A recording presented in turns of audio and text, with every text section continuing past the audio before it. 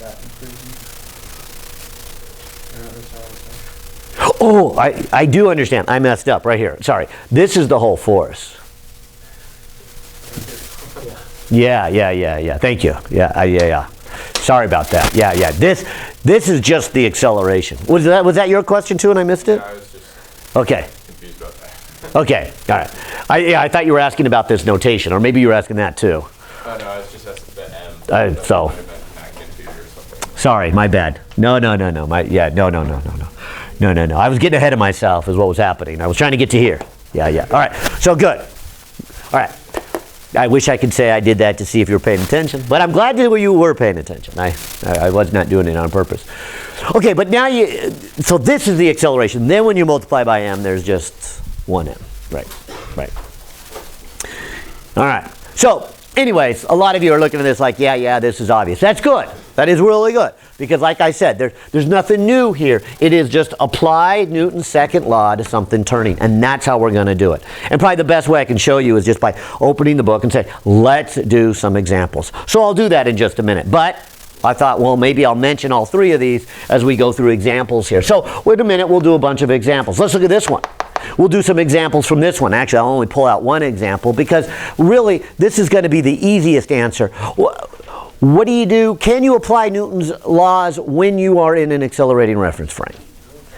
Yeah, remember last chapter we said, here's Newton's three laws. Learn them, 1, 2, 3. And then I said there were two limitations, two things you better be careful about. One was known by Newton, the other one was not. What were those two limitations? Speed of light. Yeah, don't use it when you get close to the speed of light. Okay, so more on that when we get into Physics 123. And we'll deal with that. And Newton never knew that one. Okay, what was the second one? Yeah, don't try to apply it when you're in an accelerating reference frame. Let me give you that example again. Imagine yourself in the car at the stoplight, light turns green, you step on the gas pedal, your car starts to move. It starts to accelerate. If you forget the fact that you are in an accelerating reference frame, what will the buildings look like? Yeah, they will look like they are starting to move towards you. They will look like they are starting to accelerate towards you. And if you apply Newton's laws to that, you will say, there has to be a force on that building. And you have to say it's a very big force because that's a very big mass, right? And yet, you wouldn't find it, okay? And that's because you're not applying Newton's laws correctly. You're applying it from what we call a non-inertial reference frame. You're applying it within an accelerating reference frame. So make sure that as we write off Newton's second laws, as we say, got a good physical picture of what's going on, draw the free body diagram, write out the equation. Write out the equation as viewed by whom? Not in an accelerating reference frame. So if you find yourself and the problem is describing you in a car, say, okay, I'm going to analyze this problem, but I'm going to step out of the car. I'm going to stand on the side of the road here. And sometimes it might be hard if you don't have a big picture of what's going on. What is an accelerating and which is not accelerating? I realize. But that's really not the intent at this level, at this point. The intent here is just to make you realize, what are you going to do? Some of your problems are within an accelerating reference frame. Now, I'll give you a little heads up for the future. Because your author even has section 3 here. And he says, you know what we could do? Is we could treat it kind of like there was an additional made-up force and still apply Newton's laws within an accelerating reference frame. For example, imagine yourself in the car again. And the car makes a turn. You ever feel like you're being thrown out? Now, are you really being thrown out? Did we talk about this one? What's really happening? If you take yourself out of the car, I mean, it feels like you're being thrown out because you are in the car. Is that frame accelerating? Yeah, you're turning, right? So step out of the car. When you step out of the car and you look from outside of the car, you see it a little bit better. What you really see is you in the car going this way in a straight line, and now the car turns and you want to go, according to Newton's first law, in a straight line.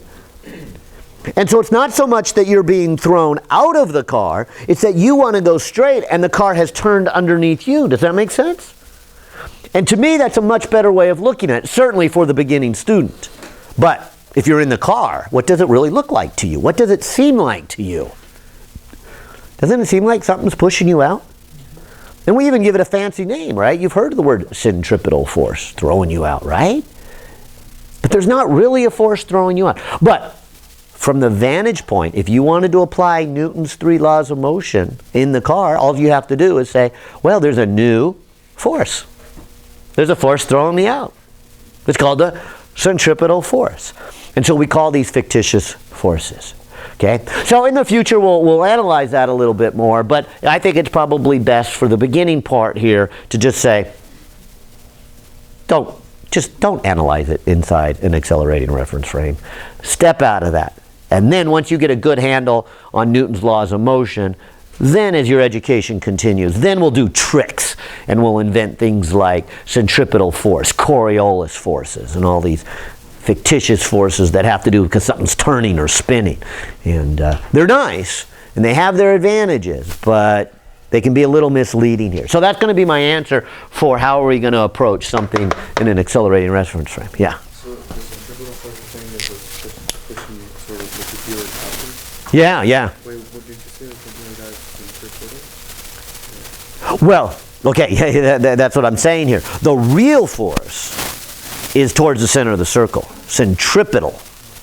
So step out of the car, and that's what I want you to do. So you're out of the car, I'm in the car, okay? And if I'm in the car, I would be making a turn. And you looked at it and said, look, the force is which way? Towards the center of the circle, right? And there would be a centripetal force. And that's correct, there is. For me in the car, I probably would do something like this. I would say, oh yeah, well I'm cruising along in the car, and then there is a centripetal, but matched by a centrifugal force, and then the net force is 0, so I don't go anywhere. Cool. And I say my net force is 0. Okay, but I'm really not. I'm really going in a circle and my net force isn't 0. And if I invent this extra force, then I say my net force is 0. And then I can kind of say I'm going in a circle with a net force of 0. And see, that can be a little confusing at the beginning. So it's probably best just get out of that reference. Fair enough? All right. So that's going to be our approach here until we get a little more sophisticated with our Newton's second law. All right, so there's 2 of the 3.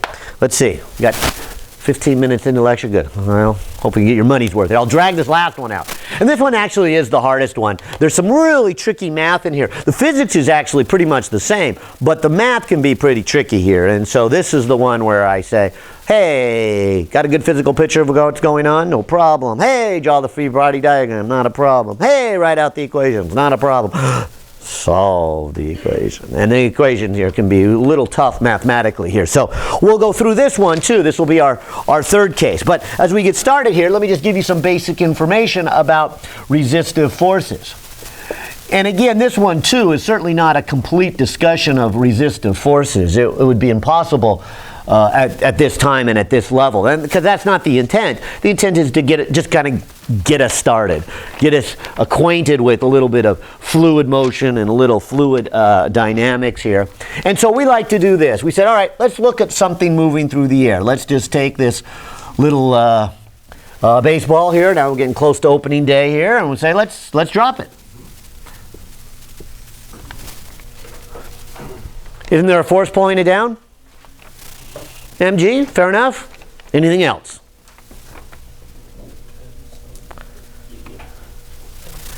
Yeah, and that's the part we're discussing. Wouldn't it be hitting and bumping into whatever this fluid is that it's in? This could be an object dropped in water, so then we would say it's hitting water molecules.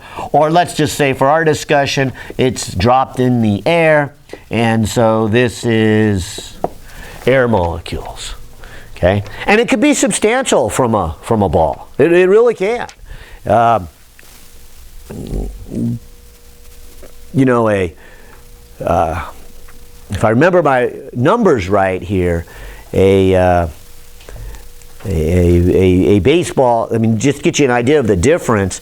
A baseball here at Dodger Stadium that goes about 390 feet. Would probably be an out in center field. But that same hit up at Rocky Stadium there in Denver is now a home run. It goes over 400 feet. So it's amazing. It makes a difference. In fact, I had a little fun this weekend. I was mentioning the Mesa program there. But another thing that I had involved with my son's in an intro to engineering class in his high school, and so he had to build an air cannon. And so we built a little one. I go, well, we could probably, we could. And somehow that led to version number 2. And and somehow that led to version number 3. Anyway, so yesterday afternoon it was past the football field, so it was 102 yards is what that crazy thing went. And so we just 110 psi, little open valve, and like, whoa. So anyway, but a lot of air friction is my point. And you could really see the motion on the ball here where it would come out really fast. And, you expected to see this parabola, but it didn't. I mean, it was, and I was kind of amazed at how much air resistance there really was here. And so that's what we're looking at here. And that's the whole point I'm trying to get you to see here. Is there another contact here? Yes. Would that be a force? Yes. How would we represent it? Both graphically and mathematically here. So I'm going to put a little arrowhead up here like that. And I'm going to put an R right here. And R equals what? And here's where it might get a little bit confusing here. See if this makes sense here. There's going to be one answer. We're going to say, well, if it's not going very fast, what happens? Whereas if it's going fast, something new happens.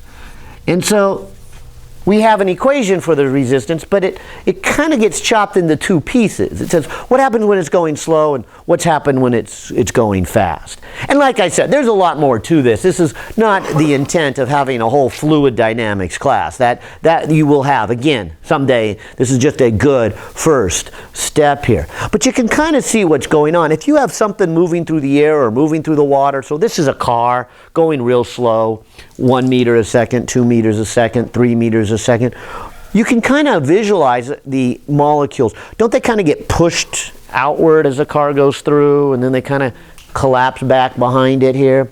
And so as the car goes through, there's kind of this dividing of the fluid as it goes through. Fair enough? And so there's going to be a little bit of resistance. Now, what do you think might happen then if you, say, doubled your speed? So you were going 1 meter a second, now you went 2 or 3. Would the resistance, you think, stay the same? Would it go down? Would it go up? What do you think might happen as you changed your speed? Good. You'd think it would go up. And I heard somebody say it would be proportional. In other words, if you went twice the speed, wouldn't you expect in 1 second to be hitting twice as many molecules? So when I only go 1 meter a second, I expect maybe to hit this many molecules. But when I go 2, I would expect to move this much through, right? And so I have to push twice as many molecules. And sure enough, that's kind of what you get when you run a test here. If you measure the air resistance and you plot it versus velocity, and you say take a car and put it in a wind tunnel or just drive it down the road at low speeds, what you find is kind of this linear relationship. You get no resistance, of course, when you're not moving. You're not hitting any molecules. But the faster you go, and maybe I should say magnitude, but the faster you go, the more you hit. And if you go twice as fast, you hit twice as many. So this is just some number here, some kind of constant that you could probably analyze a little bit more, and we will in a second, but forget that number. I'm just going to say it's a constant, but I just want to do the velocity part. So if you double the speed, double the resistance. Triple the speed, you triple the resistance. Quadruple the speed, you quadruple the resistance. Kind of makes sense until, though, you start to go a little bit faster, or maybe even a lot faster. What else do you think might begin to happen? Well, when you start to get to higher speeds, instead of just kind of pushing the molecules out of the way and then they come back, you're going so fast that you don't really push them out of the way. They kind of ricochet off of you. And so instead of this nice smoothing, you push them back. And what ends up happening there is, and so I'll put a little dividing line here. Here's our low speeds. But you get here and you start to get a lot more resistance.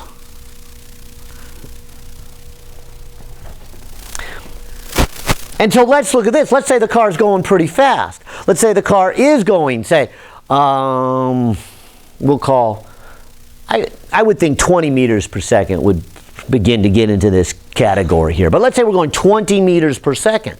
So here's a car going 20 meters per second. It's hitting the molecules, they're ricocheting off, and now you double the speed. You go from 20 to 40. Well, certainly as you go from 20 to 40, don't you hit twice as many molecules?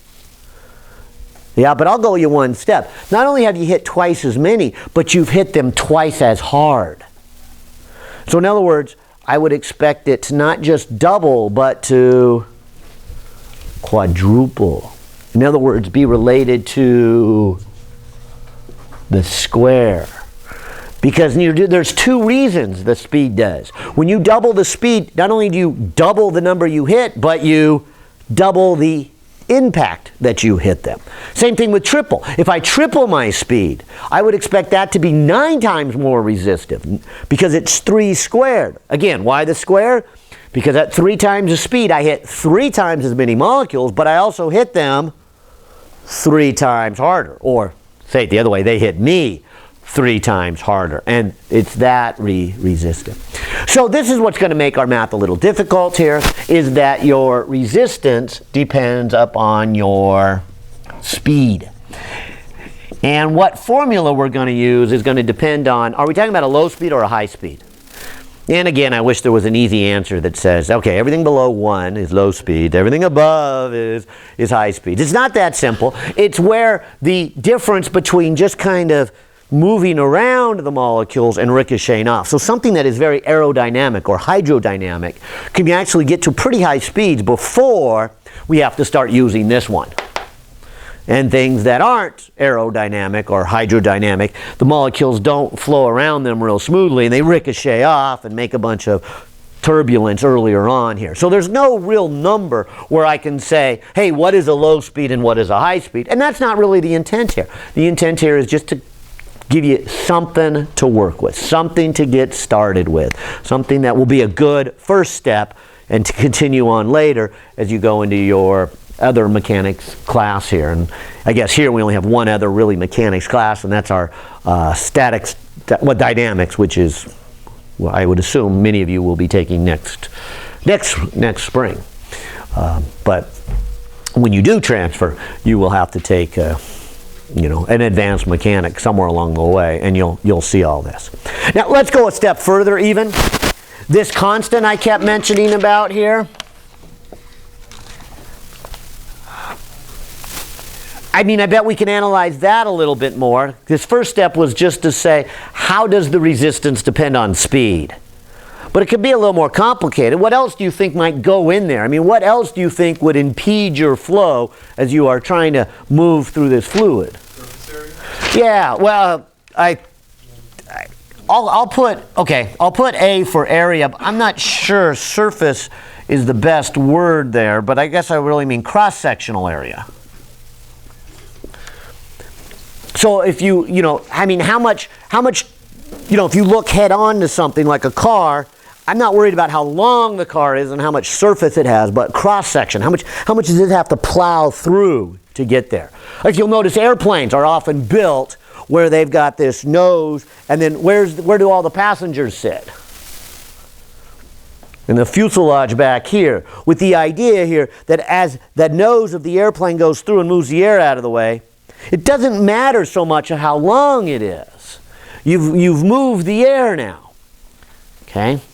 And there is other issues on surface area that not covering here. So I don't want to say that too strongly. But it doesn't really matter on what the total volume of the object is or what the surface area of the object is. But what matters is what's the cross section. How much do you have to plow through? A submarine. You know what a submarine looks like? And a whale. They often look a lot the same. And a shark. They're streamlined, if you will. And the idea is they can spread out. And it really doesn't matter how long this blue whale is now. You know, this blue whale, whatever, 100-ton creature, you know. So what? It's how much did it push out of the way to begin with? And then the rest of it's for free. And submarines are what, 900 feet or some ridiculous thing here? I mean, they're, you know, huge. And then, you know, it's that first part there. How much do they have to? So they make them very long and cylinder shaped for that here. And so, yeah, cross-sectional area makes sense. And, you know, how does it go through here? Anything else? Anyone else guesses here? Yeah, the medium. I mean, what are you trying to push through here? And so I'll put another little symbol up here and say the density. That somebody pointed out here. Look, you got, I mean, you know, how many molecules are there? And so obviously going through the air is different than going through the water. It's much easier to go through the air. A lot lower density here. These molecules are spread out in the air compared to the water. So sure enough, I would expect that to be in there also, somewhere in that thing. And for that matter, you know, why do these jumbo jets fly at 35,000 feet? Yeah, it's easier, right? Less fuel consumption, right? I mean, sure, you got to burn more fuel to get up there, but boy, you're going across the country and you wouldn't be able to carry enough fuel to get across the country at 10,000 feet. You've got to get up to 35,000 feet. You want to lower that resistance so that you can, you know, move through. So it's nice to have the low density. And obviously not too low. We need a little bit of air up there for the fact that the wings have to supply lift, and we need the oxygen to burn the jet fuel. So there's a trade-off there, but we, you know, the higher we can get, the better. Anything else?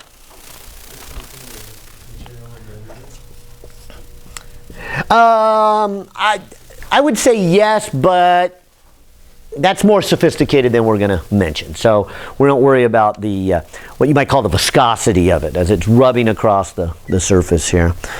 But the one I was after is really the shape of it, which we'll call and we'll label as its drag coefficient.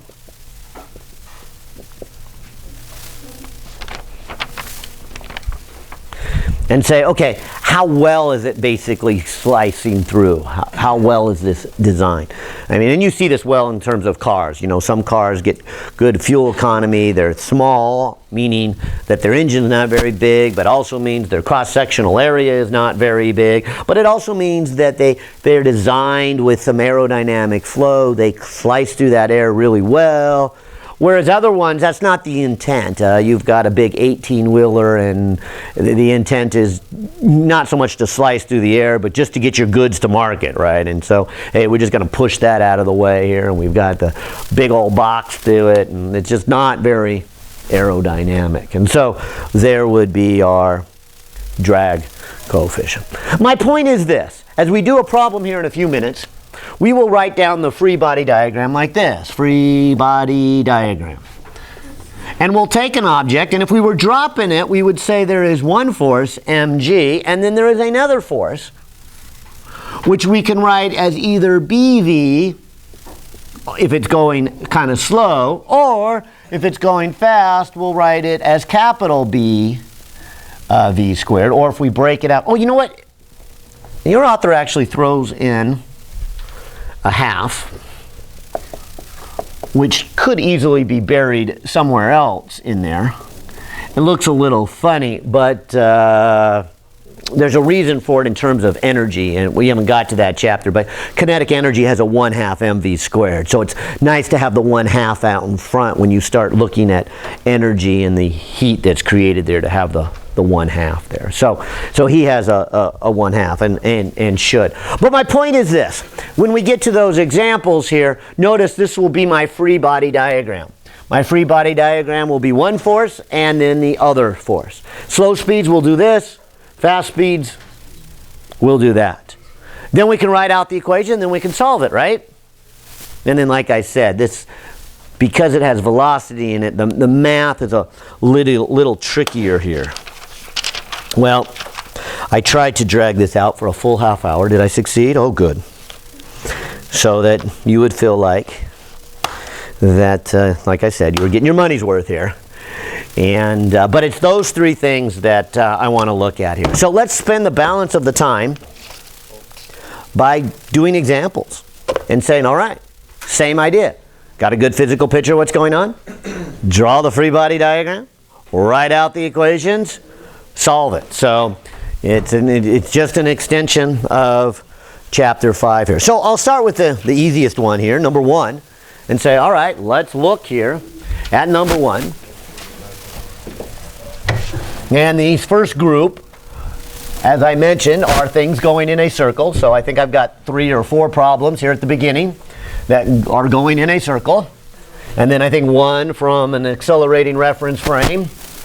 And then 3 more from some air resistance. And see what we get here. All right. So I'll start here with number 1. And I must admit, probably the most important one here is this circular stuff. This is going to keep coming back. In fact, we're going to do a lab on it. That's not today's lab. That's next week's lab. We have things spin in a circle. This week's lab is just Newton's second law. We hang some weights and we put more force on it, we get more acceleration. We put less force, we get less acceleration.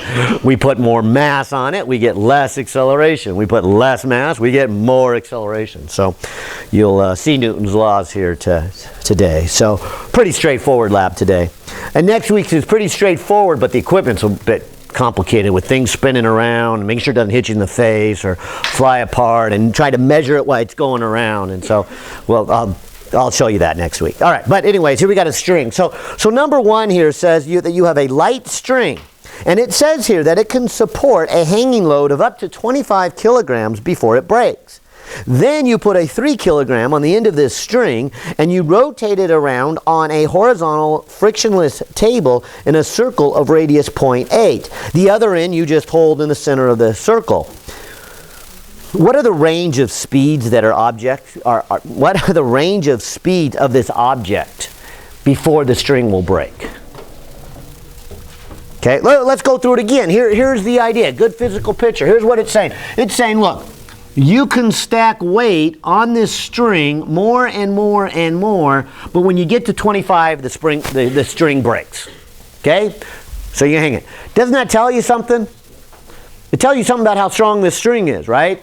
It tells you what the maximum load is. It tells you what the maximum tension is. And then it's gonna break, right?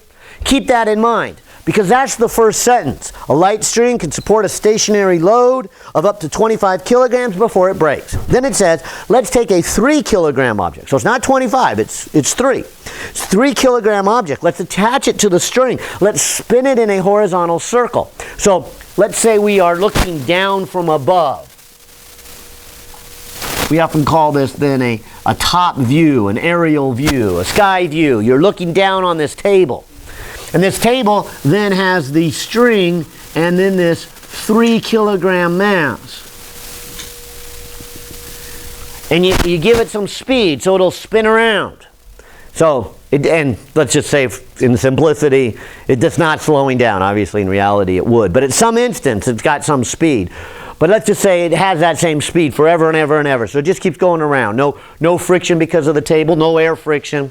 But it's just spinning around there. Now, what would happen if you gave it too much speed? Would the string break? Why? Okay, so the force needed to make it go in a circle is coming from what? Okay, we call it centripetal force, granted, but what is it coming from? What is putting the force on the 3 kilogram block? Acceleration towards the center. It's the string, isn't it the string that's pulling on it? And it can only pull so much, and then it's going to break. And that's the physical connection here. Now I think we can do our free body diagrams here. I mean, if I were to do the free body diagram of this 25 kilogram mass, I would say it's being pulled down with mg, right? And it's being pulled back with the tension, right? And if I write out the equation for this one, I would say T pulling it up minus 25 times 9.8 pulling it down has to equal let's say it doesn't break quite yet, okay? But at that point, it would equal 0. And as you then do the math, this is the most tension it can have. Hang on, let me do the math here and I'll answer your question here. But this would be 245 newtons. So that's the most tension before it breaks. Now you're asking, why would it be 0? Let me go up a step. Up a step is the sum of the forces in the y direction have to equal mass times acceleration in the y direction. And there's no acceleration. So if we're hanging a stationary load and it doesn't break, that was the key, it's stationary, so acceleration is 0.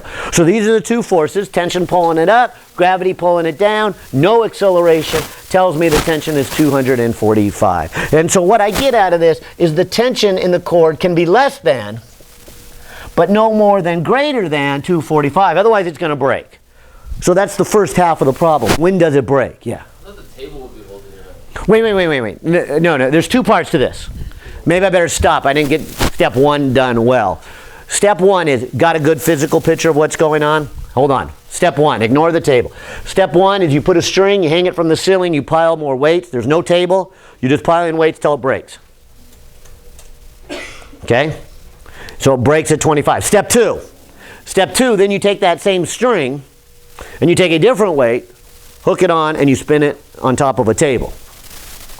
So at this point, there's nothing to do with the table, although that is coming. Yes. All right. So it sounds like you're good with that. So with this, not counting the table, not counting the top view, this is our 25 kilogram load here. And so this would be A, got a good physical picture of what's going on. B, got a free body diagram. C, write out the equations, and then D, solve the equation. So that's what I get from the first sentence there, that this string can hold a force of up to 245 newtons. Now let's do this all again. Let's go to, got a good physical picture of what's going on here. It's the same string, so that means if tension is more than that, it will break, okay? And then it's spinning in a circle, so let's draw the free body diagram. What does the free body diagram look like?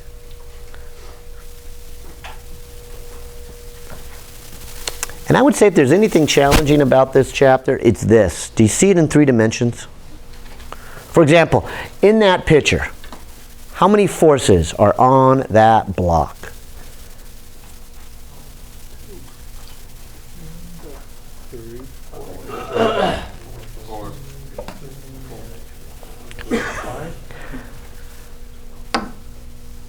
That's good. I heard 2, 3, 4, and 5.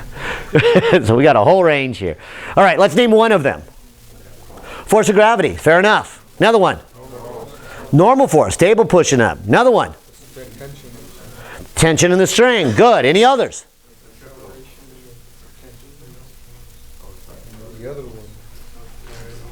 There are no others, so I was curious what was these other 4 and 5, but I think I heard it. Centripetal. Is that a force? No, that is the result of what these are, right? It's all these forces have to add up and be mv squared over r. So be careful adding up all your forces. There's not, just because it's going in a circle, some new force. There's only the string touching it, the table touching it, and then of course gravity. These are our 3 forces. And it's 3 dimensions, so it depends how you want to view them. I'll change colors here in this diagram, but if I were drawing the forces in this diagram, wouldn't it be pulling this way? But where's the normal force? Yeah, you can't really draw it in the plane on here. It's coming in more of a 3-dimensional picture. It's coming out towards you. And where's gravity in this picture? Yeah, going into the table. Now, we haven't gotten that far, but maybe it's worth doing it now. We often put a circle with a dot to represent an arrow coming at you. Now, hopefully you never saw this, but I guess this is what an arrow would look like if it was pointed straight at you, coming towards you. It would look like a circle with a pointy end on it. And so there is how we represent an arrow coming out of the board. And how do we represent going into the board? Yeah, a circle with an X, kind of like the feathers at the end of the arrow if you were shooting it away from you. And that one's okay to see. So if you ever shot an arrow, you will see that. You see the arrow going that way, and you see the feathers on the arrow going the direction. I would say it might be best at this point to maybe do a front view. And say, well, let's kind of look at the table right here. So here's kind of that table. And maybe right here is the block with the string tied to something in the center of the table. That might make a better free body diagram because I can see all three forces and they're in the plane of the board, and I can draw them a little bit better and they're a little bit clearer to see here. Okay? But this is one of many reasons why I wanted to do this one first. It's the first one. It's supposed to be the easiest. It's black.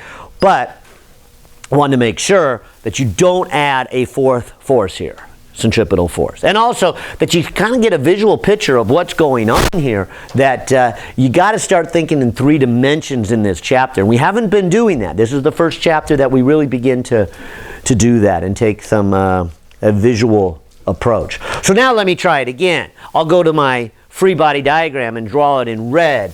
And I'll just draw it right on top of my regular drawing instead of off by itself. But what are those 3 forces again? Okay, so the force of gravity would be this way. What else?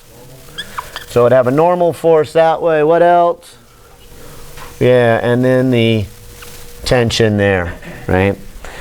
And so a front view in this case might be a little better view. So don't be surprised if, as you label these, you might have to take a top view and then a front view, or whichever one makes the most sense that you can see the forces involved. And sometimes, you know, you can't just draw them all in the board because it's 3-dimensional, and you know, not all the forces are in a plane. So there's really nothing you can do other than to draw 2 different planes, a top view and a front view, or a front view and a right view or something, and say, okay, this is what the 2 planes look like, and so put those together kind of mentally in your head. But this one's not that complicated yet here. And so here it is. So I'll ask, did I get the first 2 steps done? Got a good physical picture of what's going on? Step 2, got the free body diagram? All right, so now let's write out the equations here. So let's write out the sum of the forces. I'll pause here because I need a coordinate system. What do you want to put in the coordinate system?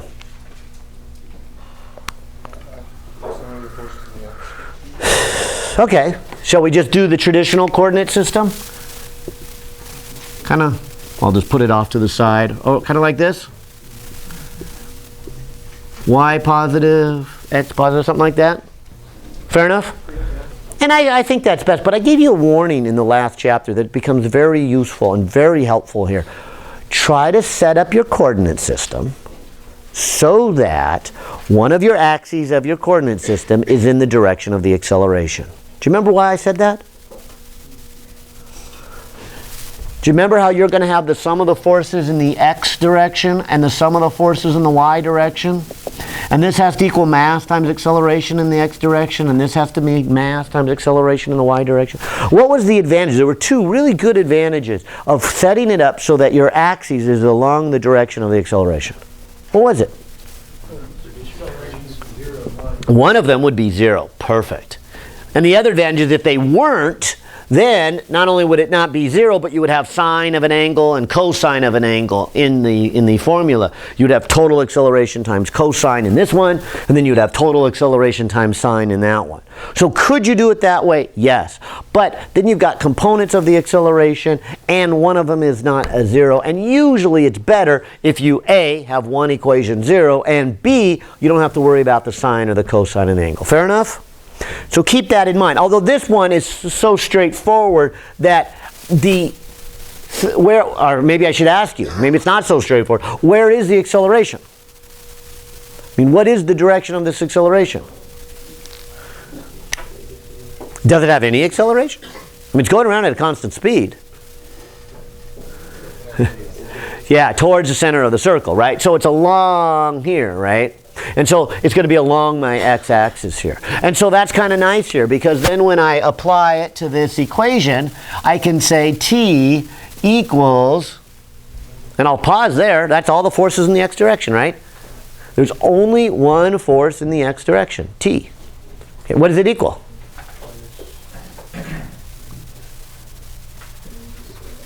Oh, and I guess I'm kind of missing something in my coordinate system. I'm glad you pointed out. Isn't that pointing in the negative direction? All right, so I guess that's really a negative T. Okay, good, good. And then that has to equal what?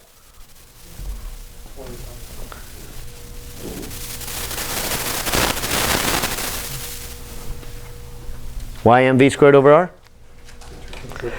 Right, it has to equal mass times the acceleration in that direction. And that direction is the radial direction. And so it has to be my v squared over r. And I'm missing one more thing, the same thing as before. What's missing? What direction is acceleration? Negative. Right? So in this coordinate system, I have the force in the negative direction, and I have the acceleration in the negative direction. So I have an acceleration in the negative direction here. So that's, again, why it's important that you pay attention. Where's the center of the circle? Notice that's the radial direction, so that's my mv squared over r. Okay? Fair enough? Let's do the y direction. What's the y direction give me?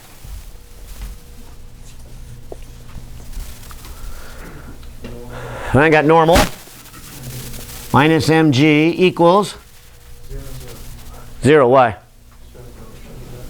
Yeah. No acceleration up or down, right? And as long as we're here. Shall we do the z direction? Where's the z direction?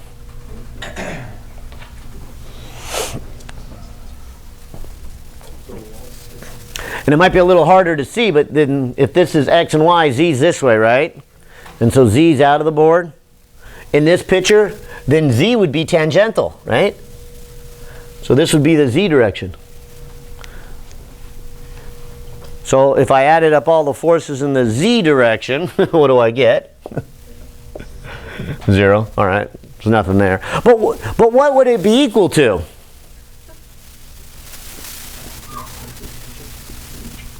Wouldn't that be equal to the rate at which it was changing its speed? Right? Is that what we said? That is the direction that changes its speed. Now, in this first one, it's not changing its speed. So what is it changing speed? 0. All right, so 0 equals 0. Yeah, all right. It works out beautifully. Okay? Not very useful other than maybe you see it, that it's going to come into play as we go into other problems here. That, hey, this could have been an object that is changing its speed. There could have been some friction here, but they said it was a frictionless table. And so we didn't have any friction. We didn't have anything in the z direction. And so it turns out we don't need this. And it turns out we don't even need this to solve this problem. This is the piece we need together with that piece. Because as we solve this for tension and put it into here, so we'll take this one and combine it with that one. And what we will get, and I'll start off, I guess, by dropping the negative on each side and substituting it into there. And so we get an mv squared over r is equal to, is less than or equal to. So when I substitute t into there, I get mv squared over r less than or equal to 245. And if I put in the mass, which is 3 kilograms, I put in the radius, which is 0.8. And this is kilogram, this is meter, this is kilogram meter per second squared. I can bring this over to there, this down to there, so the kilogram cancels off. And I get V has to be less than, or V has to be greater than. It's a square root, going to have two answers. One's positive, one's negative, so I got to switch the direction of my inequality. But it's 245, and I'll go times 0.8 divided by 3, and then take the square root. That's not what I wanted. Take the square root, and about an 8.08, 8.08 meters per second minus 0.08 meters per second. So there's your range of speeds. As long as you keep it under 8, it won't break. Okay? 7, 6, 5 are good. And even spin in the other direction is good until you get to a -8. You start going -9, it's too fast. You start going +9, too fast. Either one of those are too fast, they will break the string. Why does the string break? Well, hopefully you see why. Is because right here, the tension is related to V squared over R. The faster you go, the more tension you need, the more force you need to make the turn. And at some point, we get to the limit of the string, and it breaks. Okay? Well, if that kind of made sense, hopefully the next couple examples also make sense. Here's another fun one. This one says, in 43, it says, we will study some of the important work done by Arthur Compton in chapter 40. But he was disturbed by the speeding of cars outside of his physics building at the Washington University in St. Louis. So Compton designed what is called a speed bump, and he had it installed. Now, be careful here. His speed bump is not quite the same as the speed bumps we're used to. This is not the same design. Listen carefully to the design here. He says, suppose that an 800 kilogram car passes over a bump in the road that follows the arc of a circle that has a radius of 20.4 meters. See, this is not this little mound of dirt or mound of concrete that you're used to calling a speed bump. This is very different. And I suppose both dangerous and fun at the same time. I have a feeling that this would not make college kids slow down, but speed up. But nonetheless here, because what they're saying here is you've got a road, and then you build the road with a bump, which is more of a little hill. And so the bump is 20.4 meters. And I guess the idea here is what happens if you go too fast? Yeah, you're going to, leave the ground. And nobody would want to do that. That's going to slow everybody down. All right? So maybe I'll be a little facetious here, but like I said, there's a danger here that you're going to leave the ground. So the idea is don't go too fast. Oh, and so this is number 43. And so this radius is 20.4 meters. Again, let me read it again, because again, that first step, good physical picture of what's going on here. It says, disturbed by the speeding cars outside of the physics building at the Washington University in St. Louis, Compton designed a speed bump and had it installed. Suppose that a 1,800 kilogram car passes over the bump in the road that follows an arc of a circle of radius 20.4 meters as shown in the figure. A. What force does the road exert on the car as the car passes the highest point of the bump traveling at 30 kilometers per hour? B. What is the maximum speed of the car that it can have passing at this highest point without losing contact with the ground? Okay, so that's the idea of the speed bump here, is that if you place the car right here at the top,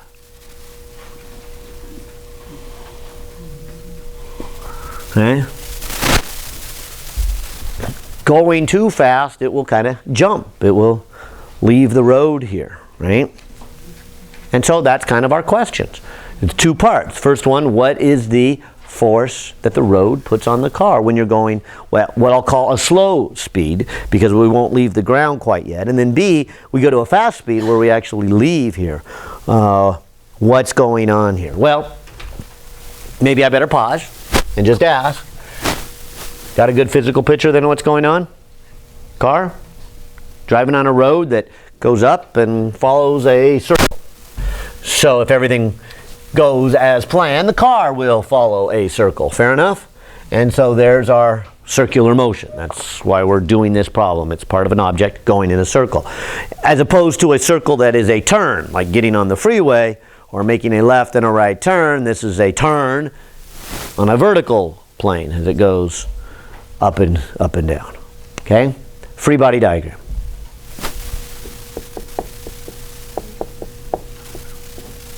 So, let me draw just the car. So here's my car. What forces are on this car? Gravity. Okay, force of gravity. That's always a good one, all right?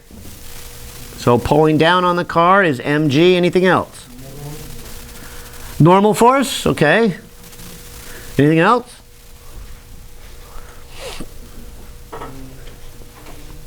Friction.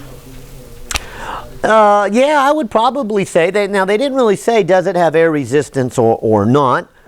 So let me at least put it in here. Turns out, and it may not be so obvious, it's not relevant. But we should put it in here. So as it goes through the air, would there be some air resistance here? And which way would that fit in the diagram? Yeah, that's supposed to be the front of the car, by the way. Yeah, so that's the back of the car. So yeah, so there's the R, there's the resistance of the car. Anything else?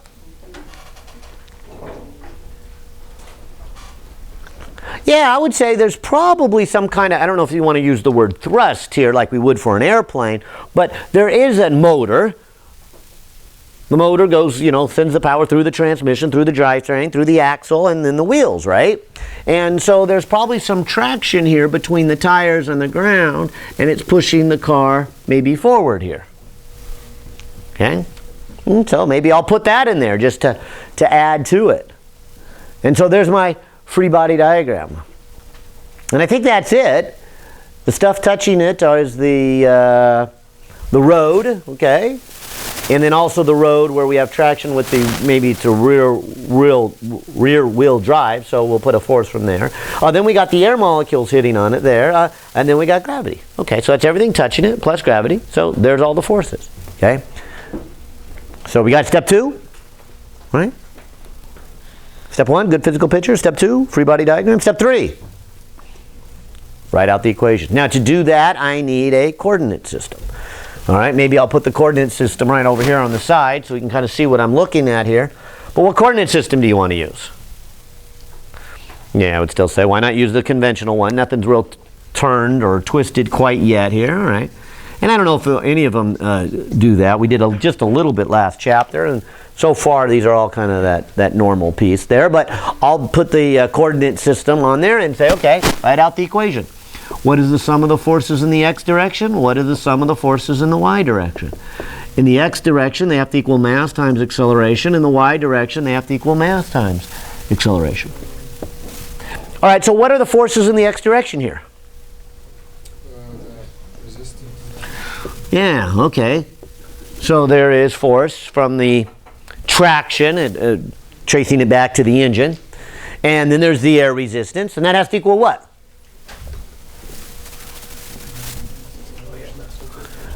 Mass times what? Yeah, the tangential acceleration. So this is how its speed would be changing. And it turns out, although you may not know it at this point in the problem, that you really don't even need that piece. But nonetheless, from a completeness point of view and from an educational point of view, I want to make sure I write it out here and say, look, it could have been relevant on how the car is changing its speed at this particular moment. It turned out it's not, but it could have been. And so you can kind of see here that if F is bigger than R, what's going to happen? Well, it's got to be going faster. What if R is bigger than F? Going to be going slower. And what if F and R are equal? Yeah, it's going to keep that same speed, at least at that instant right there, right? And so that is our tangential effect. What's really important for this problem, and like I said, maybe not obvious until you kind of start working through it, is the y direction. So what are the forces in the y direction? Yeah, we got normal pushing up. We got mg pushing down. That has to equal?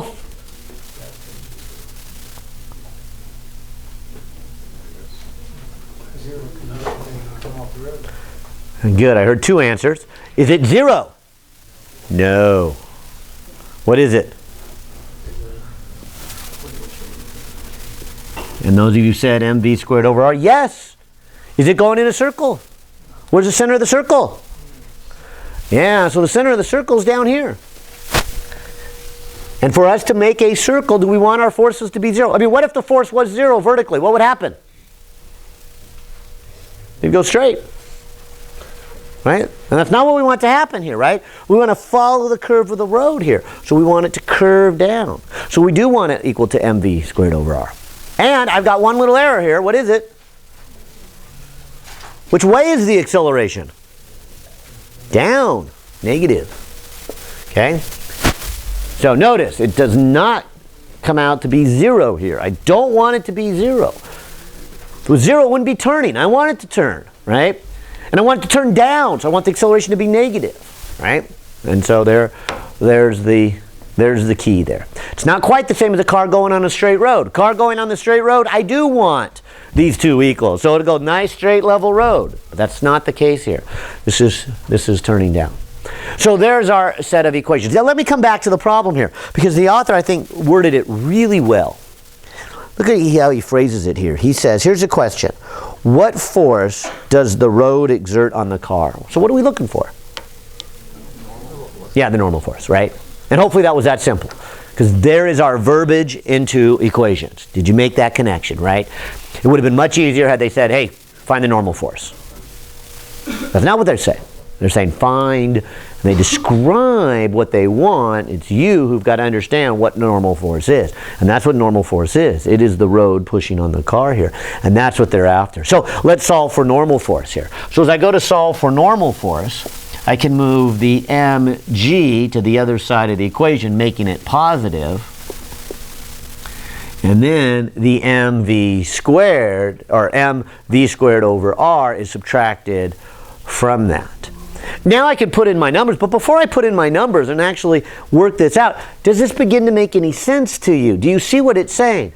Is it saying that the normal force equals mg? No, but let's pause. What if it did equal mg? What does it say? What would happen? Yeah, it would go in a straight line. And so we are doing what? Subtracting a little bit from it. So what's going to happen is if we have less of a normal force than mg, it's going to result in going down. Mg is a little bit more than the normal force. That's why it goes down. And that's exactly what we want to happen. Now we can put in our numbers here and actually get that number. They said the car was 1,800 kilograms. Okay. G we know is 9.8 meters per second squared. We still got our 1,800 kilograms here. V is the speed of this car. And if you go back, they did say, A, what force does the road exert on the car as it passes the highest point of the bump if it is traveling at 30 kilometers per hour? Now, they gave me 30 So I guess I have to do a little bit of unit conversion even.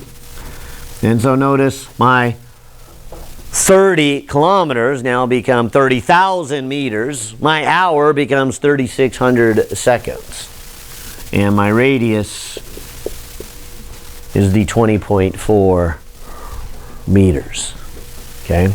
And maybe I'll do this in two calculations so you can kind of see it. The first one, 1,800 times 9.8 is 17,640 newtons. So there's gravity pulling it down.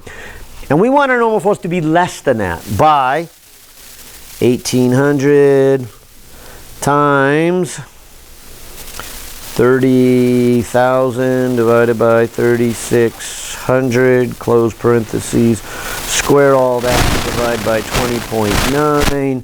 And so we want it less by about 6,127. So 17,640 minus the last answer is about 11,512 newtons. So there's the amount of force. Okay? And again, hopefully that makes sense to you conceptually, a little bit less, so that the car will be turning down. And of course, it could have been something different. This could have been a roller coaster curving up, right? Or an airplane curving up. And in that case, the upward force, or the normal force, would be more than mg in order to turn it upward. Which is the fun part of the roller coaster when you do that, right? You go, and you can feel that normal force. You know, you feel that seat pushing up on you. And of course, from your perspective, you feel like you're being jammed down into the seat here. And so that roller coaster comes down and goes like that. And you know, that's the thrill of the ride there, that huge force. And then upside down and all those other fun things too. But in fact, actually, some of those bottom ones are a little too annoying. They're just too much force. And you feel like my spine's going to bust in half there. They kind of compress it down. Well, let's go to B here.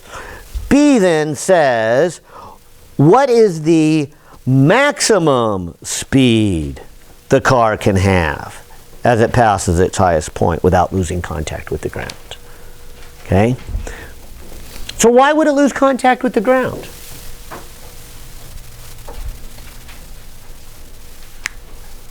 I mean, why couldn't it just go faster and faster and faster? I mean, probably most of you know from your life experience, if you go too fast, you're going to leave the ground. Okay, then why? What is the math here? What is telling me when it will leave the ground? How are you going to solve this? What's the question? What's this maximum speed it can have without leaving the ground? When what? Yeah, when the normal goes zero. Watch. Go through this. See, what would happen if you went faster? Well, if you went faster, mathematically, this number would be bigger, right? Which means the normal force would be less. Which hopefully begins to make sense, because if you're going faster, in order to make that turn, you need more force pulling you down. Where are you getting that more force? Well, what you're doing is you're really having less upward force. That's how you can make more of the gravitational force pull you down. So you never are pulling the car down. What happens is the road just pushes up less. So you've always got gravity pushing down, and the whole idea is the road pushes less and less and less. And eventually the road can go to zero, but you can't go less than zero. You can't push the other way unless these wheels were glued, you know, somehow to the road, and glued and rolled. I don't know how that happens there, but you got to somehow glue and roll at the same time. Now, roller coasters, if you look at them carefully, you can do it, because they'll put the wheels not only on the top like this, but they'll wrap another wheel around there like that. And then in that case, you know, you can have a downward normal force. But we're not talking about a car. A car can't do that. In our diagram, a car can only push up. So we can only have positive values. We can't pull it down. Although it does remind me of, you guys are way too young to know Speed Racer. Speed Racer in the cartoon. Okay, yeah, so when I was a little boy, I just loved Speed Racer. And one of those tricky buttons he had on his steering wheel, you remember those buttons then, for those who remember, like A, B, C, and they would do things? One of them, they had the little grip there, right? And so he could grip on and make this turn without flying. Although he usually then rolled on the side of the cliff, that's what those were for, So you have glue and rolling at the same time.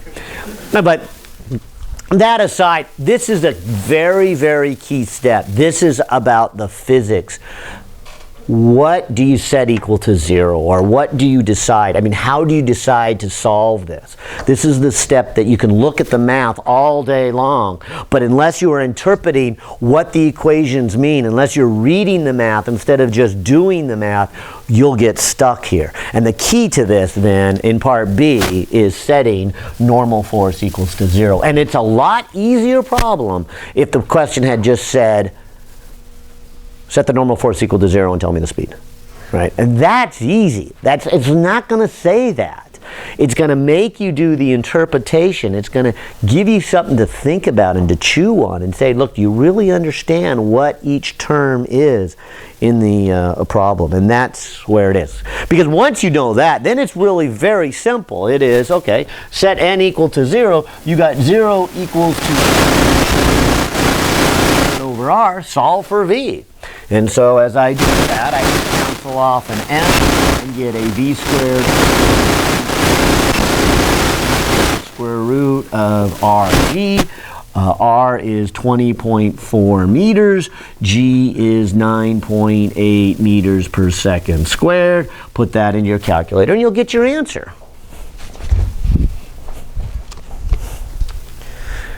(20.4 times 9.8 square root of all of that is 14.1 meters per second. And just out of curiosity, we were going 30 kilometers per hour. So let's see, 1,000 meters is a kilometer, and 3,600 seconds is an hour, right? So taking that speed and dividing it by 1,000 and multiplying it by 3,600 is about a 51 kilometers per hour. So this first one wasn't even close to leaving the road yet. We're way shy. And you can even see that from these numbers. I mean, you know, you're only getting 6,000 out of 17,000. You got a lot more speed to do. Although it is speed squared, so it comes up quickly as you're doing the numbers here. Make sense? Try another one. Question for you. Are they beginning to look the same? The same thing we did last chapter? Add up the forces. And when you begin to see that, you begin to get the whole point of the physics, right? Some very simple fundamental principles explain a universe of phenomena. All of our mechanics, all of our motion, it's right here. There's nothing you won't do in this class, in the dynamics class, what you take here, when you transfer to the university, when you go to graduate school, when you develop the new and greatest supersonic transport, so when I retire I can go from here to China in an hour, you know, all of those. It'll be F equals ma. I guarantee it. They'll just be more complicated, but it'll be F equals ma. And when you see that point, you're well on your way to seeing what physics is about. Question? Does it not matter where the car is on that? No, it does matter, because you'll notice that the acceleration is towards the center of the circle. And when it was at the top, the center of the circle was along the y-axis. Had it been on the side, it would have been a much harder problem, not unreasonable problem, but I would have had the force of gravity here, and my acceleration would have been there, and you know, and I would have components and a much harder setup of problem. And so we'll wait on that and do some. Actually, that one probably is a little even too hard. We'll wait for next year for that one. But there's, you know, we will do harder ones than this. And do the next one. I don't know if the next one is so much harder, but the one after that certainly is. Let's try number 9 here. Number 9 is the next one here on my list. That is a lot like this one, although does something we haven't done yet, and that is to look at the friction and coefficient of friction. And so let's incorporate some of the frictional effects. And I'm not talking about the air resistance yet, that's coming up, but just the stuff from chapter 5 that you've been working on and that hasn't been in any of these problems yet. Here it says, a crate of eggs is located in the middle of a flatbed truck as the truck negotiates an unbanked turn. Now, unbanked, what do they mean by banked? Because I want to talk more about a banked turn versus an unbanked turn real soon here. But what's a banked turn? What's an unbanked turn? Yeah, you've seen a freeway on-ramp and stuff. They'll also, Caltrans will often build it so that the road is banked or tilted, okay? As opposed to just no tilt to the road, just a nice flat road. And that's what we have. We have an unbanked road. This would be like, you know, here's this truck of eggs. Maybe it's coming right out of the farm, you know. Down here, it comes out of the farm here. It's getting on Highway 101 there and the El Capitan area, and it's going to just make this right-hand turn and getting on the 101 so we can have breakfast here, right? So here it comes, and it's probably just a nice level road here. No fancy, expensive bridge, just a Just a right turn. So nice and level. And so keep that in mind. It negotiates an unbanked curve in the road. The curve may be regarded as the arc of a circle that has a radius of 35 meters. If the coefficient of static friction between the crate and the truck is 0.6, how fast can the truck move without the eggs slipping off? Now my question is really, why would you put a stack of eggs on a truck without strapping it down? That's probably a bitter question right there. But nonetheless, that's what we have.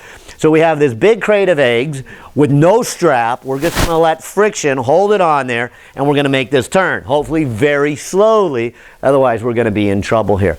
But getting the idea of the picture, I mean, let me take a back view of this truck. If I was looking from the rear end of the truck, here would kind of be this little flatbed. The wheels, we'll give it some double axle wheels here. And so here's the wheels, here's the, there we go, the differential.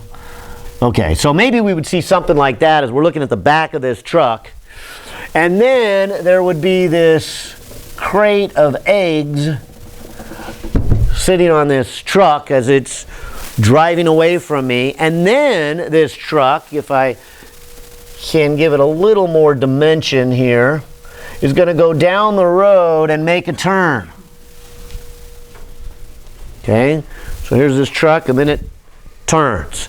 And that's not a very good picture. That almost looks like it goes up. I mean, you know what I mean? Okay, and that's step one. You got a good physical picture of the problem of what's going on here. That we want this thing to make a turn. So it goes down the road and then turns. Now, maybe an aerial shot would be better to see the turn, but it wouldn't be better to see the forces. So if I did a top view, I might have this flatbed part of the truck and then the cab part, whatever a cab looks like from the top, cab, windshield, okay. But here's this big crate of eggs, and the truck is going to make a turn. And this radius is the 35, was it 35? Crate of eggs, 35 meters down the road. Okay?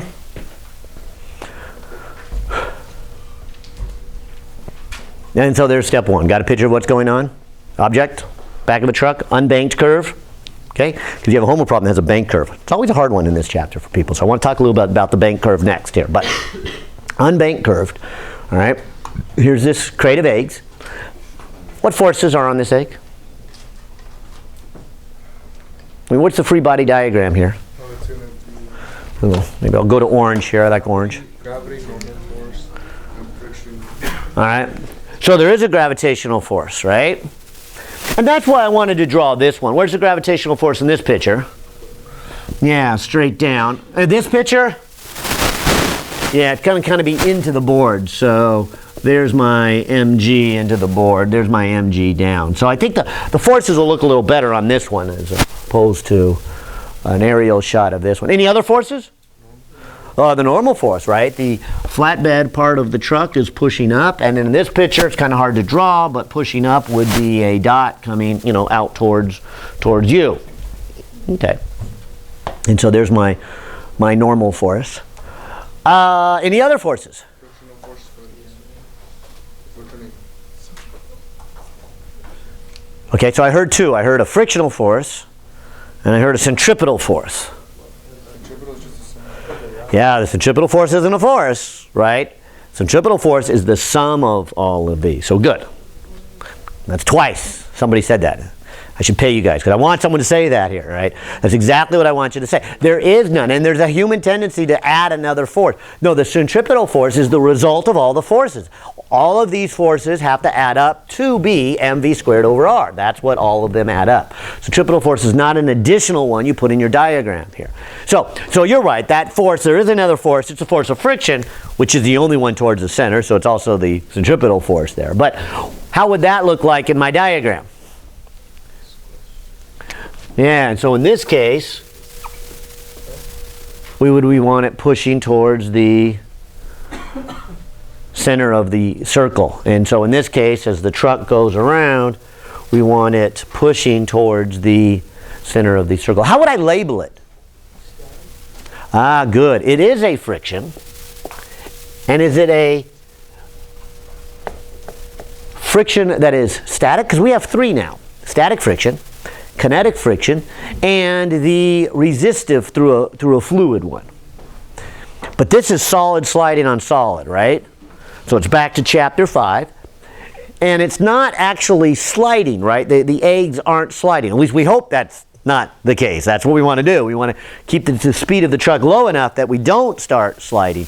And so this driver is relying on the friction between the crate and the bed to hold it in place. And so that's the frictional force. And that's why I picked this problem here. So it had a little bit of friction, and it also had things going in a circle. And then it had that challenging three-dimensional view of, okay, how do you want to look at this thing? All right, but we got first two steps. Physical picture, what's going on? Free body diagram. Oh, couple questions, yeah?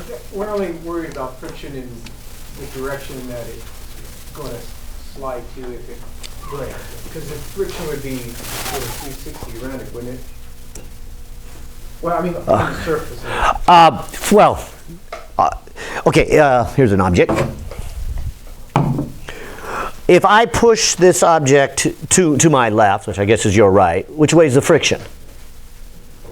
Okay, so the friction's opposite to the direction it would want to go. If I push it hard enough, it would begin to go that way. So I think you had the right idea, but I think you said the friction in the same direction it moves, and it's the reverse of that, right? Okay. So as the truck goes around the turn, if it was going really fast, the egg would slide out that way, right? And so it would go, okay? And actually, again, back to our relative perspective, the eggs would actually go straight. The truck would go like this, and the eggs would go straight. In fact, my high school physics teacher had a great story. He was old when I was in school, and I'm old, so he goes back a few years. But he was straight out of college and 41, and he got they siphoned him out of college to work on the Manhattan Project. If you're familiar with the making of the tunnel, yeah. And one day, the test rocket was going up this big grade, and it had this big test material on it, and I guess it was pulled up with a cable, and the cable broke, and so the train went down the hill, and I guess it had a big turn in here at the bottom, and so it made this turn, and of course then this contraption thing like this went straight, and so the train came down like this, and the test thing went straight and plowed into the ground right about there, got half buried. And at least the way he tells the story was funny, because he was like, I mean, everybody was like, all the rumors, oh, what broke, why did it break, you know, how fast was the train going, and there was all these rumors. I think it was going 100 miles an hour, that could have killed somebody, it was going to come off the no, it was less than that, oh no, it was more than that. So while they were all debating, he went out and he kind of measured vertical height, distance, and calculated the time, and then measured it, and came back in. And I think he got it like a speed. It was pretty high. It was like 50 miles an hour or something like that. And all the great scientists there were like, "Oh, how old are you? Oh, good idea. That simple mechanics. We forgot about that. We can build an atomic bomb, but we can't do mechanics. No." And so he used to tell me that story all the time. And anyways, I got sidetracked again. All right. So, but here's the idea. So it's going to come off, and the point is what direction is the friction? If you had no friction, the truck would go like this, and the crate of eggs would go like that. So the direction, if you will, is opposite of sliding this way, but it's not really this way. It's off the truck. You know what I'm saying? So yeah, it's towards the center of the circle. So this is the direction of the frictional force. Yeah. Say to ignore air friction.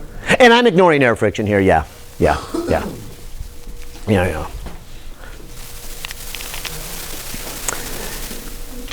Okay, so I think we got the first two steps. Good physical picture, what's going on, right? Free body diagrams. Now let's write out the equation. So, and part of writing out the equation then is choosing a coordinate system. And of course, choose that coordinate system so that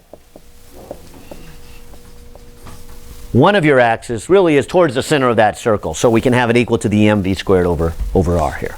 Okay, and I should look. Did they make it clear, kind of clear that it's going in a same speed? Crate of eggs in the middle of a flatbed check. Curve maybe coefficient. They don't really say. So should we add more to this? I mean, like we did with the race car. I mean, not the race car, but the car there on the speed bump.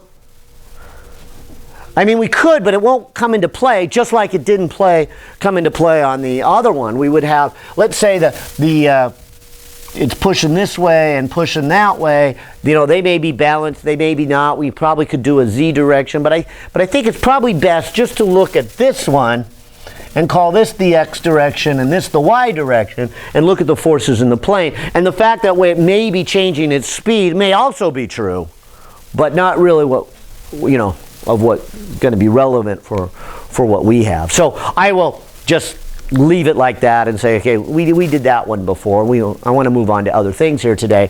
So let's add this up. If I do the x direction here, I will get the force of friction pushing towards the center of the circle there. And that's the only one in the x direction, and that has to equal to what?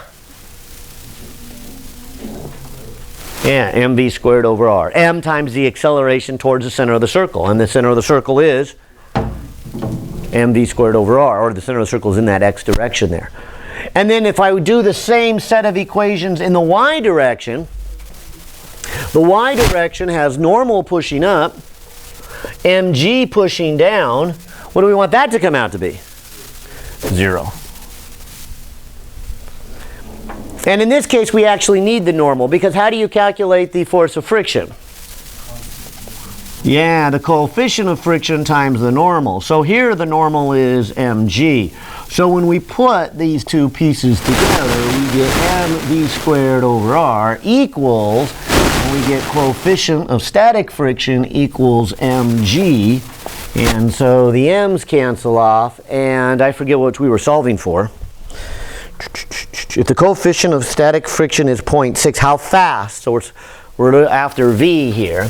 And so v becomes coefficient of friction times r times g times or the square root of all of that. So 0.6 times r, 35, times g, 9.8 equals, and the square root of that answer is about 14.3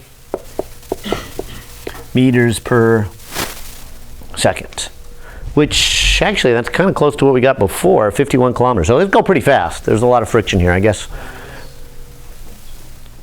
Did I make a mistake? Were we given the coefficient of?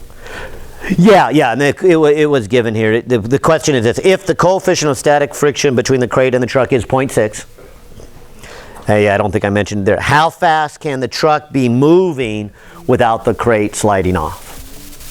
So there's the final question. So this is a lot of friction apparently. Go pretty fast here. Still be okay. Still don't recommend it, but tie it down. So then this is the velocity that will go without any. Oh yeah, and maybe I should have done this with an inequality, because really this frictional force here, right here, I should have left it like that, and maybe I should have said frictional force can be less than or equal to coefficient times the normal. So when I do a substitution of frictional force into here, I get mv squared over r less than or equal to coefficient of, static friction times normal force mg. And I just wrote it as an equality knowing that this would be the answer at its maximum and it would be less than that. But I probably should have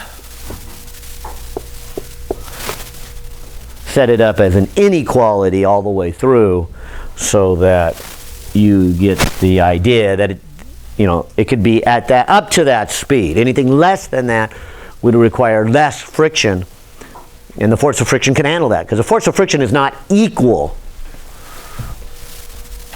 It is up to that value. So if static friction is the harder one, it can be some range of values, anything from 0 up to its maximum. So it's an inequality versus an equality. Yeah? If the box or crate of eggs was really tall, it would just tip over, right? Oh, a very good question. I don't know if you guys all heard it. Let me repeat that. I mean, if you were going really fast, couldn't this tip over instead of just slide? Okay. Notice we haven't done any tipping, any rotating yet at all. Coming up. Oh, yeah. Okay. And so you're right. We haven't done any of that. So, each chapter we build on something new. But the first 8 chapters we do only translation. We don't do anything that rotates till we get to chapter 9 here. And even 9 barely has any rotation. 10 does. 10's got a lot of rotations. So, and of course now we have a more realistic problem. And the question could change. Would it slide or tilt first? Would be a good question. And this one, I think you pointed out, has enough friction that I'm beginning to think it might tilt first before it slides. And so I would be in more danger of it tilting off than it would sliding off, but not in our area of calculations quite yet. Well, I got a couple more rotation ones, but I'm going to shift gears. Maybe I'll jump back to those here. But just so we can get to a different category, let's go to the one that I said, hey, what about something in an accelerating reference frame? How are you going to handle that? And that's what 21 is. So let me try 21 here. Wasn't that kind of accelerating reference frame with the big reference frame and the eggs? Oh, well, you might say the truck was in an accelerating reference frame, but I never looked at it from being in the truck. I looked at it from being outside of the truck. Which is my whole point that I'm going to have you do. If you start with a problem where you are inside the truck, then get out of the truck, and then all the problems are exactly the same we've been doing. That's why I decided one example was probably enough, and just say, watch. Let's try number 21. 21 says this. It says a 0.5 kilogram chandelier is suspended from the ceiling of a dining car in a train. As the train takes off, it is accelerating at 3 meters per second each second. Find the angle that the chandelier swings backwards from the vertical and find the tension in the chain that is connecting the chandelier to the ceiling. Okay? Now let me draw a picture. So here's the train.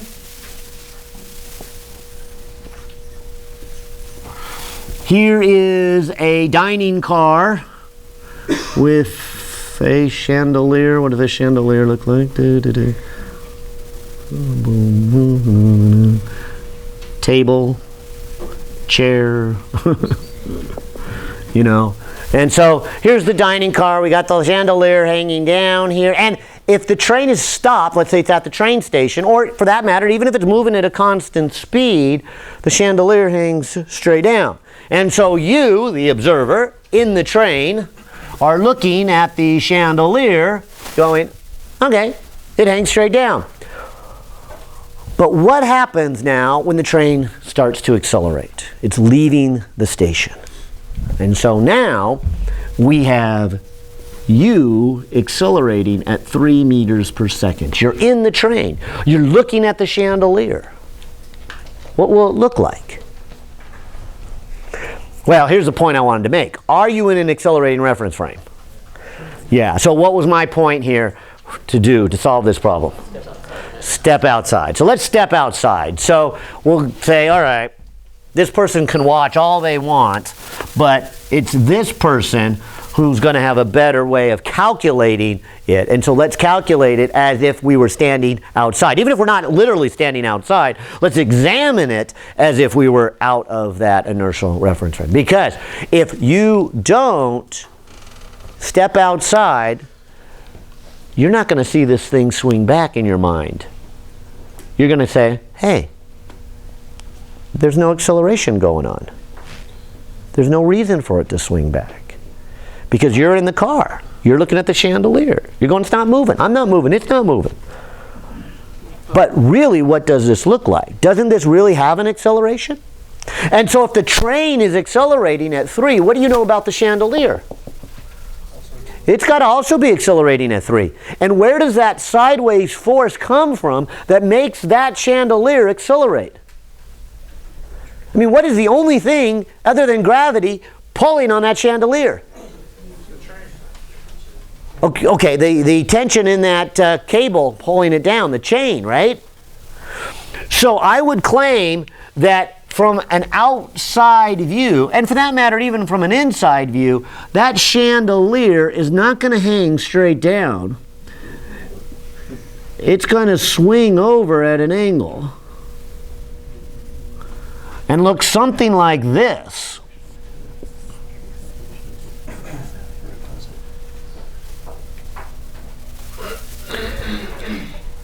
Because it's the fact that this tension is pulling at an angle, doesn't that give it a horizontal component? And that's what we need to pull it in a horizontal direction. Is gravity ever going to pull it in a horizontal direction? No. So of these two forces, the only one that we have the ability to pull the chandelier is this one. So this is what will happen, and this is what will look like as it is accelerating. And if you were in the dining car and you watched it swing back, you would see it swing back, but you would look at it like, why would it swing back? I mean, what's pulling on it? What's pushing on it? What's pushing it back? I mean, if somebody were to reach their hand and push it like that, you would have no problem seeing that one, saying, oh yeah, I see how somebody applied a force that way. Whereas this person can clearly see, well, why does it angle back? Well, it angles back because you need a component of the tension to give you an acceleration that way. And the person in the train's not seeing that acceleration and therefore getting the wrong view and writing down the problems wrong, and Newton's second law is not working because they are in an accelerating reference frame. So step out of the accelerating reference frame so you can analyze it. And then just do everything we've been doing. This is now just becomes a chapter 5 problem. This isn't even going in a circle. But let me finish it off here. Now that we've got the picture of what's going on, I'll do the free body diagram. So here's the chandelier.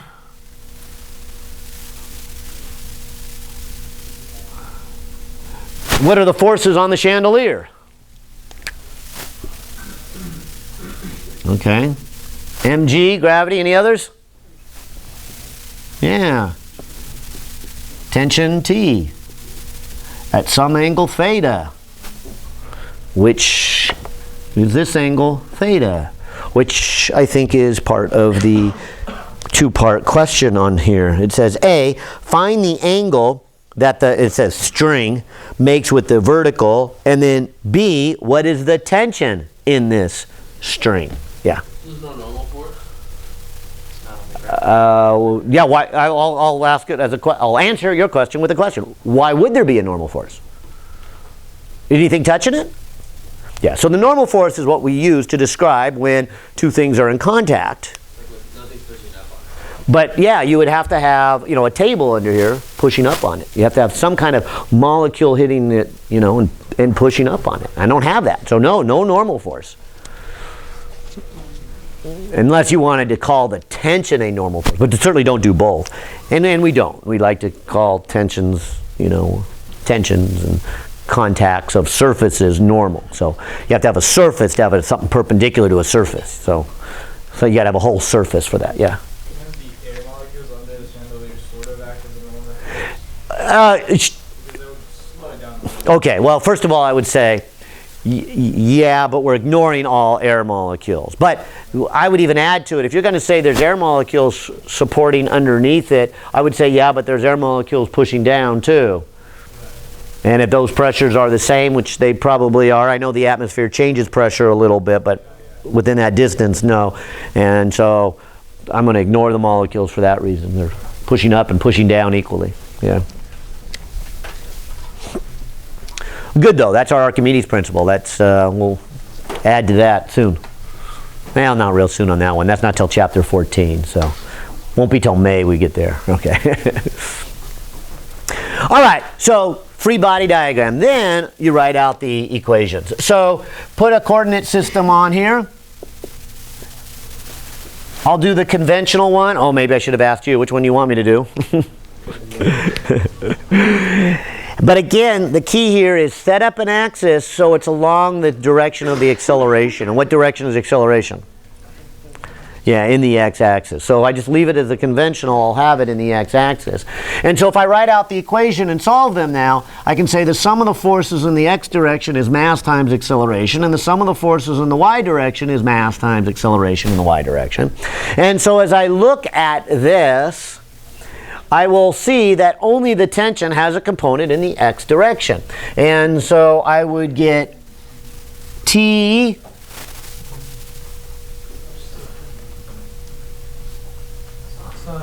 good, sine theta. When it's labeled this way, it's not the cosine. It's not labeled from the x-axis. Here it's labeled from the vertical. So it's T sine theta equals m times an acceleration of 3. Right? And so that would be my first equation. My second equation would be then the y direction. And so the forces would be T cosine theta minus mg equals 0, right? Or T cosine theta equals mg.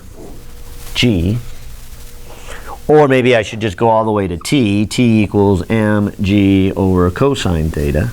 Because then when I take that second equation together with the first equation and replace T into here, I will get mg over cosine theta times sine theta times m times 3. M's cancel off, so they didn't even tell me the mass here of the chandelier. I don't need it. It cancels off. And then sine over cosine is tangent of theta. So tangent of theta is 3 over 9.8. So theta equals, and now it's just some calculator work here. Yeah, let me check my mode again. Okay, I didn't think I changed it. But I'll go inverse tangent of 3 divided by 9.8. And so about 17 degrees is the angle that this one makes. Yeah. And a different mass won't change that? Yeah, the different mass won't change it. Right. And you can kind of see that, I think. If it, Weight though would, right? well, those would be one and the same on the surface of the Earth, the weight and the mass. So if you give it more mass or more weight, this one's going to increase. But then you need more tension to pull it and lift it up. So you still have that same shape. The tension does change though. And there we're going to need the mass. So maybe I'm wrong. Did they? I thought I said they didn't give this the mass, but I think they did. Oh yeah, back at the beginning it says a half a kilogram. Yeah. So now we can finish the problem by getting tension, which will be mg over cosine of theta.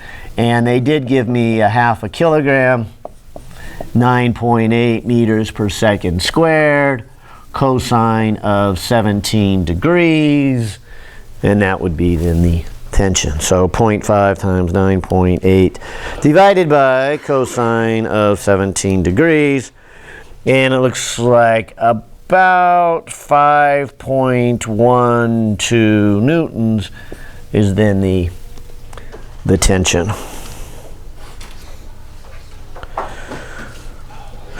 Which cosine of 17 didn't change it by much. Yeah, because Without the cosine, it's 4.9, so slight increase. Yeah. Can you show the sine there, like the components of Oh yeah, maybe I'll do blue here. Okay, so this is the tension. There would be a vertical piece, and since it's adjacent to the angle, cosine of theta would be F vertical y divided by t. The one you're asking about, I think, is this piece, which, if we call that the x component, we could say sine of the angle. Sine is opposite, F in the x direction, over the hypotenuse, t. So when you move that over to there, you get here. You move that one over to there, you get that one. Yeah. Okay. And if it helps, try to remember this, that if you want the adjacent piece, use cosine. If you want the opposite piece, use sine. And that's the best way to remember it. Don't remember it as cosine gives you x, because it doesn't always. Yeah, yeah. Well, good. How about, we do some resistive ones too. I probably still want to do some more circular ones when we return on Wednesday, but I at least want to touch on all of these. Actually 30, 31, and 34 are my three I got listed. We wouldn't have time to do all those, but at least let's set up one, maybe even two of them, although the math can get a little long on these, so we'll see how far we get. And then we'll pick up the rest on Wednesday here. But number 30 is a black problem, so it's the easier one before we get to a blue one here. And it doesn't really change its speed here. It just says the mass of a sports car is 1,200 kilograms. The shape of the body is such that its aerodynamic drag coefficient is 0.25. The cross-sectional area is 2.1 meters. And ignoring all other sources of friction, calculate the initial acceleration the car has as it's been traveling at 100 kilometers per hour and now is shifted into neutral and allowed to coast. So in other words, we disengage the force from the engine, the traction, and now it's going to coast to a stop, and there's going to be air resistance here. So the picture looks something like this. We got this car. Ooh, there we go. And so we've got this car zooming down the road, and in this case they got us going at the speed of 100 kilometers per hour.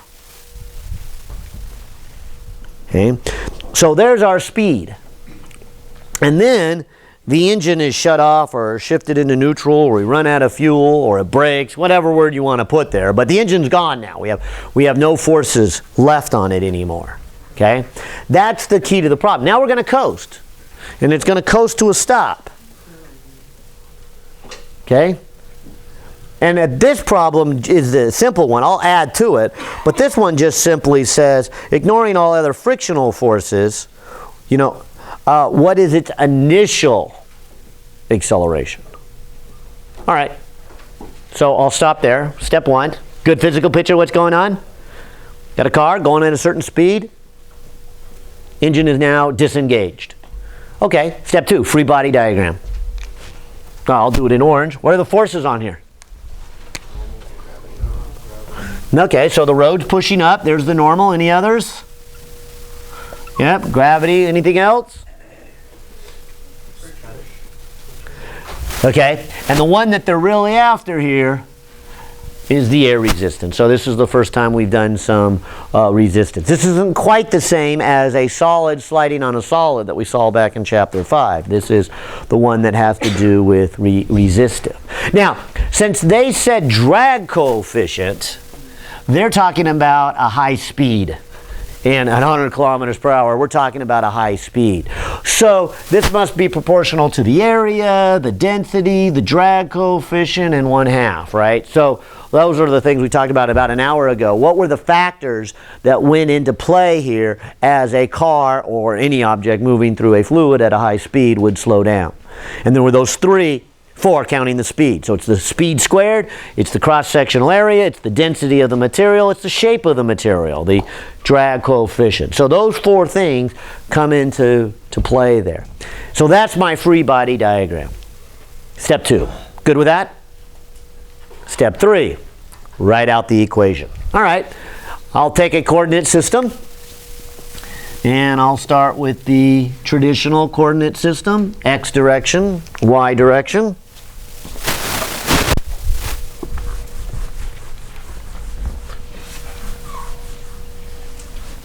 You can say, all right, here's my x and y direction. Let's add up the forces. So if I write out the equation, sum of the forces in the x direction and sum of the forces in the y direction, what am I going to get? Well, I'll start here. So I add them on the x direction. What forces do I have in the x direction?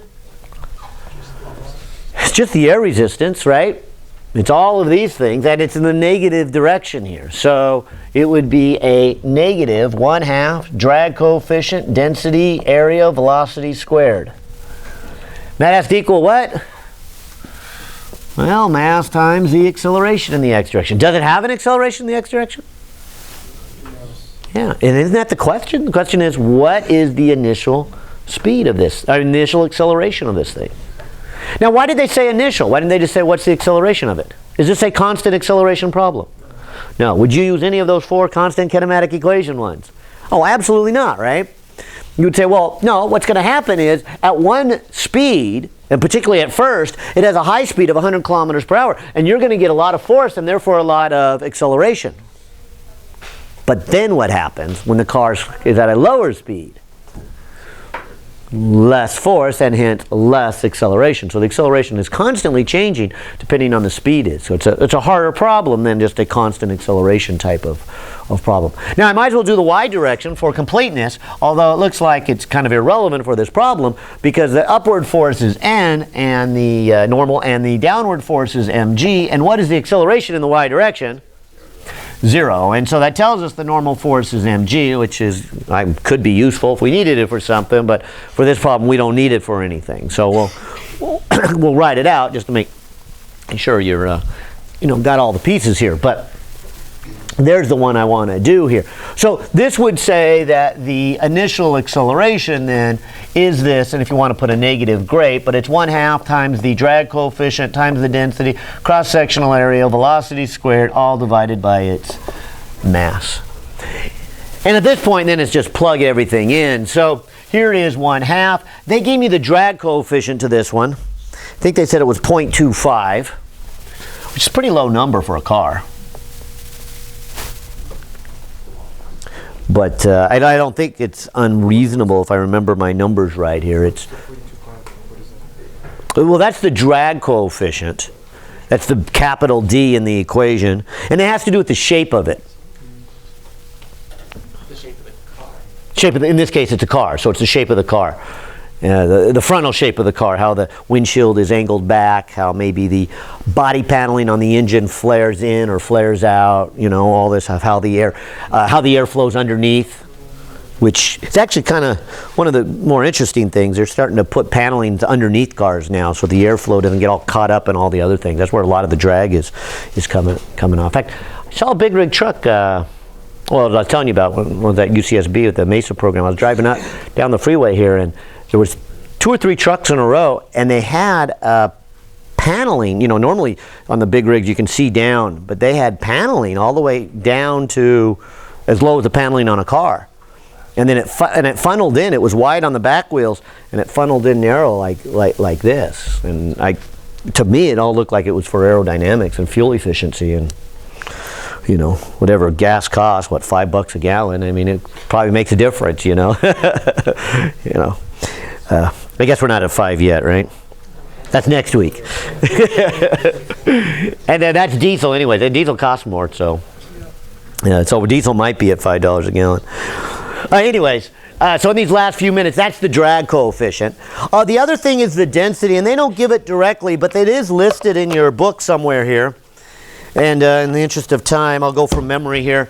But it should be about 1.25-ish, 9-ish, depends how much humidity is in the air, or 1.29 kilograms per cubic meter. And that's the density of the air, right? What we're moving through. Right, right. So that's what this little symbol is supposed to be. That's supposed to be a Greek letter rho, by the way. Cross-sectional area, they gave that one. I think they said it was equivalent of 2.2 meters. Velocity squared, they gave it. Again, just want to watch your units here. Would the arrow be square? Yes, it should be square meters. Hopefully that's what they put. Yep, 1.2 or 2.2 meters squared, yeah. Velocity, I'm going to put my 100, but in place of kilometer, I will put another 1,000. And in place of hour, I will put 3,600 seconds, and I will square that. And then finally, I will put the mass of this car, which they gave it at 1,200 kilograms. And that would be the acceleration, or if I dare say deceleration, since it's slowing down. But as I said, we don't really like that word, so stay away from it. But 0.5 times 0.25 times 1.29 times 2.2 times parentheses 100, 3,000 divided by 3,600, close parentheses squared, all that divided by 1,200, and 0.22. 0.23, around it. 0.2, well, I'll go 228 meters per second squared if I follow through on my units, and we'll just call it a day there and say, all right. So there's the initial acceleration. The next part of this is how far does it go before it stops, or blah, blah, blah, blah. So that on Wednesday. Oh, and a negative. By the way I set it up, it would be a negative acceleration. We're moving in the positive direction, so it should be a negative acceleration, yeah. That's right when the engine got cut. Yeah,